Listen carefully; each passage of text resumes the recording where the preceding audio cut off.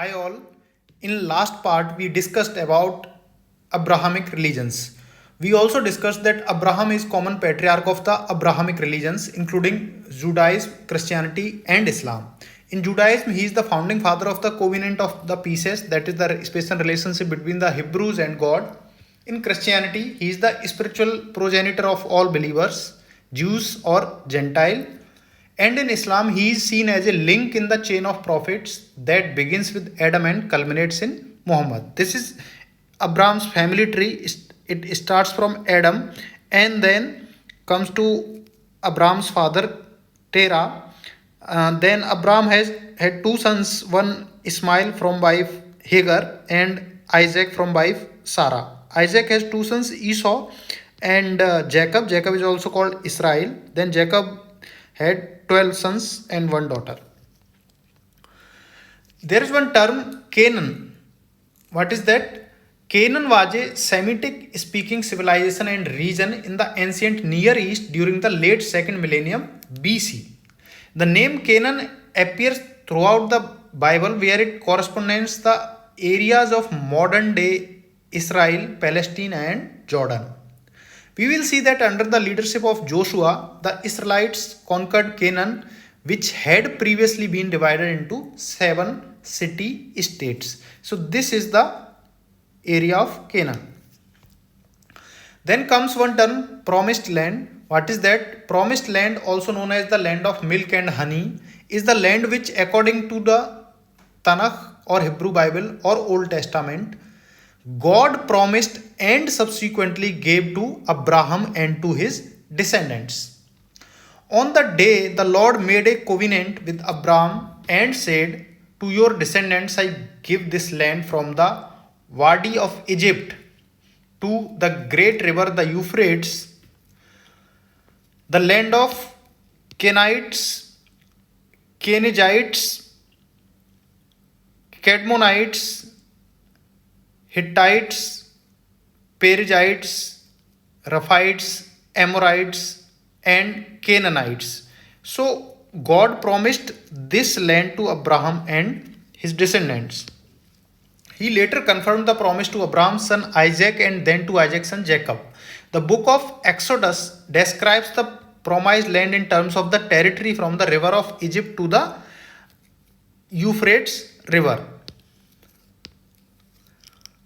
The Israelites conquered and occupied a small area of former Canaanite land and land east of the Jordan River. This is the Jordan River. This one is Jordan River. After Moses led the Exodus out of Egypt. And the book of Deuteronomy presents this occupation as God's fulfillment of the promise. Moses anticipated that God might subsequently give the Israelites land reflecting the boundaries of God's original promise if they were obedient to the covenant. The concept of the promised land is the central tenet of Zionism, whose discourse suggests that modern Jews descend from the Israelites and Maccabees, through whom they inherit the right to re establish their national homeland. On the other hand, Palestinians also claim partial descent from the Israelites and Maccabees as well as from other people who have lived in the region. Then there is a term Holy Land. What is that? Area roughly located between the Mediterranean Sea and the eastern bank of the Jordan River. That is Jordan River. It is synonymous both with the biblical land of Israel and with the region of Palestine. It refers to a territory roughly corresponding to the modern state of Israel, the Palestinian territories, western Jordan, part of southern Lebanon, and southwestern Syria. Jews, Christians, and Muslims regard it as holy. Many sites in the Holy Land have long been pilgrimage destinations for adherents of the Abrahamic religions, including Jews, Christians, Muslims, and Baha'is. So, this Holy Land is part of Promised Land. Promised Land is bigger than this Holy Land. Then let's come to again Abraham. Abraham has son Ismail from wife Hagar, and Ismail have 12 sons. They are considered the forefathers of the Arabs. Then from wife Sarah, he has Isaac. Isaac's wife Rebecca gave birth to twin sons Jacob and Esau. Jacob is also called Yaqub. When Isaac was growing old, Rebekah tricked him into giving Jacob a blessing that was meant for Esau. Esau was angry about this and about the birthright, so Jacob fled to live with his uncle, where he met his beloved Rachel. Jacob was deceived into marrying Rachel's older sister Leah, but later married Rachel also. And Rachel and Leah's maid servants Bilhah and Zilpah. Between these four women, Jacob fathered 12 sons and one daughter. After many years living with and working for his uncle or father-in-law, Jacob returned to his homeland and sought reconciliation with his brother Esau. He prayed to God and gave his brother gifts. That night he wrestled with a man until the break of the day.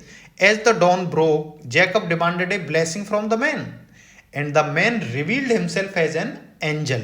He blessed Jacob and gave him the name Israel. That means the one who wrestled with God or the champion of God. The Jewish people are generally referred to as the children of Israel, signifying descent from Jacob. The next day, Jacob met Esau and was welcomed by him. So, Jacob fathered 12 sons: Reuben, Simon, Levi, Judah, Zebulun, Issachar, Dan, Gad, Asher, Naphtali, Joseph, and Benjamin. They are the ancestors of the tribes of Israel and the one of whom the tribes are named. Joseph didn't find a tribe, rather, his sons founded the tribe of Manasseh and Ephraim. Joseph's older brothers were jealous of him because he was the favorite of the father and because he had visions that he would lead them all. They sold Joseph into slavery and convinced their father that Joseph was dead. Joseph was brought into Egypt, where his ability to interpret visions earned him a place in the Pharaoh's court. Pharaoh is the title of the ruler of Egypt. So you can see Jacob has 12 sons and one daughter. From elder sister Leah, he has 6 sons and daughter. Then from Rachel, younger sister, he has 2 sons, Joseph and Benjamin. Then maid servant Zilpah and Bilhah, he has two sons, so total 12 sons and one daughter. This Judah's descendants will be rulers of kings of Judah, like King David and King Solomon. And then again, Jesus, he will be from this branch only, and King Saul, he will be this Benjamin branch. This is the timeline: 1700 BC Jacob, then 1300 BC Moses, Aaron, and this King Saul. Then 1000 BC this King David and Solomon. Then 30 AD Jesus. So these are the sons of Jacob, or he is also called Israel. So there will be 12 tribes on these names.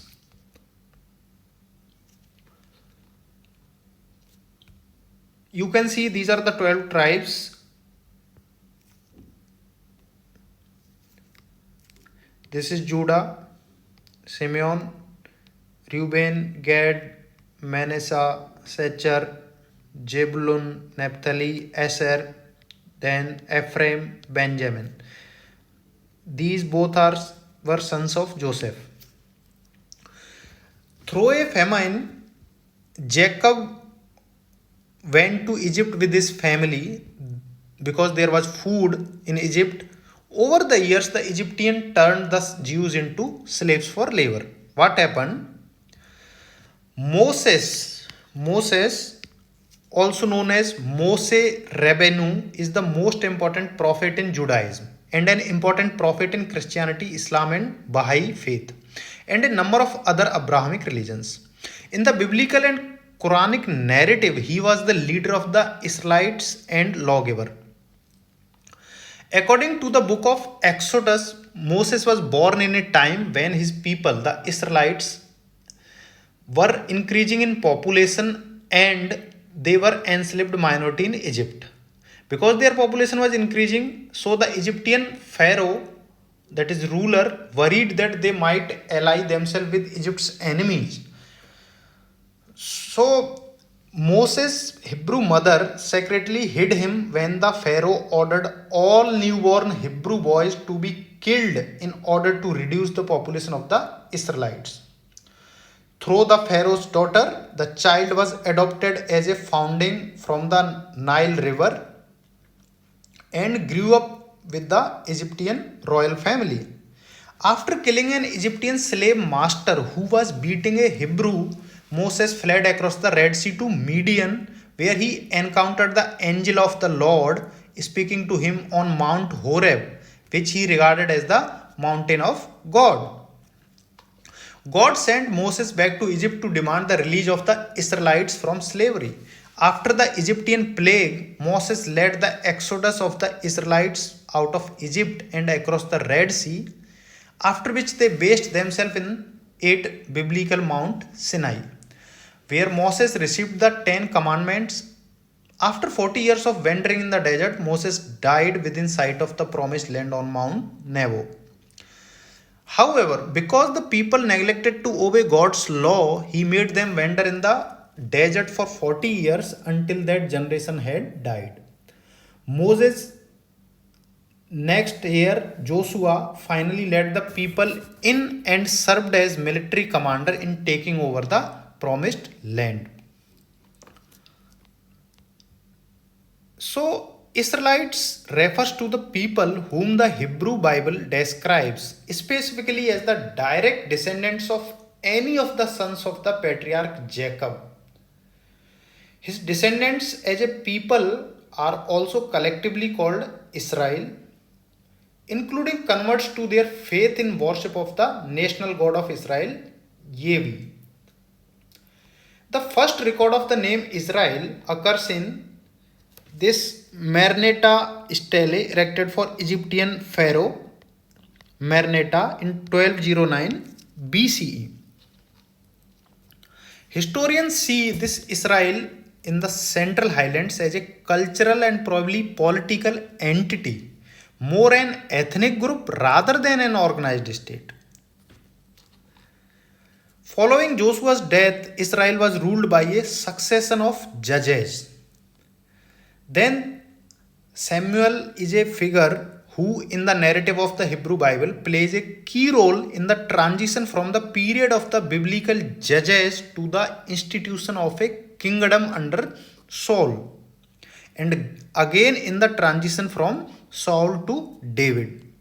Saul, according to the Hebrew Bible, was the first king of the united kingdom of Israel.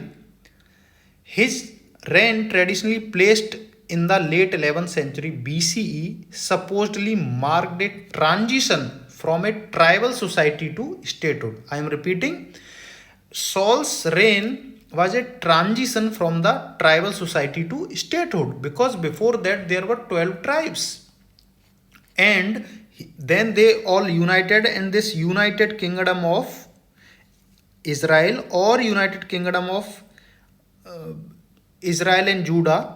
That happened, and Saul was the first king. So this was transition from a tribal society to statehood. Jerusalem is the capital. According to the Tanakh, Saul, a member of the tribe of Benjamin, Saul was a member of the tribe of Benjamin, and that was the one of the 12 tribes of Israel. The succession to the throne of Saul was contested by his only surviving son and his son-in-law David, who eventually prevailed. Hebrew Bible describes that constant warfare between the Israelites and the Philistines, whose capital was Gaza. They were constantly fighting. So this is Philistia. So they Philistines and these Israelites, they were fighting constantly at that time. Bible states that King David founded a dynasty of kings and that his son Solomon built a temple that is called first temple. Both David and Solomon are widely referenced in Jewish, Christian and Islamic texts. The united monarchy continued under King David and Solomon with its capital in Jerusalem. Standard biblical chronology suggests that around 930 BCE, following the death of Solomon, the kingdom split into southern kingdom of Judah and a northern kingdom of Israel. This is northern kingdom of Israel having capital Samaria and southern kingdom of Judah having capital at Jerusalem. This is Philistine state. Around 750 BCE, the kingdom of Israel, that is northern kingdom, was destroyed by Assyrian kings. The Philistine kingdom was also destroyed. The Assyrians sent most of the population of the northern Israelite kingdom into exile, thus creating the lost tribes of the Israel. The Samaritans claims to be descendant from survivors of the Assyrian conquests. Samaritans are Jews who claimed this. An Israelite revolt in 724 to 722 BCE was crushed after the siege and capture of Samaria by the Assyrian king Sargon II. The refugees from the destruction of Israel moved to Judah, massively expanding Jerusalem. The kingdom of Judah continued as an independent state until in 586 BCE, King Nebuchadnezzar II of Babylon conquered Judah. According to the Hebrew Bible, he destroyed Solomon's temple and exiled the Jews to Babylon. The Philistines were also driven into exile. The defeat of Judah was recorded by the Babylonians.